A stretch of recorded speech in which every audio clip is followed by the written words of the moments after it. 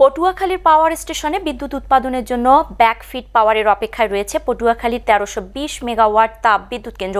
চলতি মাসের তৃতীয় সপ্তাহে বিদ্যুৎ কেন্দ্রটিতে ব্যাকফিট পাওয়ার দেওয়ার আশ্বাস দিয়েছে বিদ্যুৎ উন্নয়ন বোর্ড। ব্যাকফিট পাওয়ার পেলেই ২০২৫ সালের মার্চে প্রথম ইউনিট এবং জুনে দ্বিতীয় ইউনিটের বিদ্যুৎ বাণিজ্যিকভাবে জাতীয় গ্রিডে যুক্ত করতে পারবে।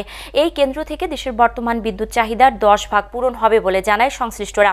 জানা যায়, পটুয়াখালী ১৩২০ মেগাওয়াট তাপ বিদ্যুৎ কেন্দ্র উৎপাদনের জন্য সর্বোত্তভাবে প্রস্তুত হয় গত অক্টোবরে, যেটি নির্মাণ, কনভেয়ার বেল্ট, টারবাইন, চুল্লি, cold store, steel structure, boiler, cooling tower, water feed ও জেনারেটর বসানোর কাজ শেষে গত মে মাস থেকে এই কেন্দ্রটি ব্যাকফিট পাওয়ারের জন্য আবেদন করলেও অন্যান্য বিদ্যুৎ কেন্দ্রগুলো বন্ধের কারণে দেশে বিদ্যুৎ ঘাটতি সৃষ্টি হওয়ায় নিজেদের লক্ষ্যমাত্রা থেকে পিছিয়ে পড়ে।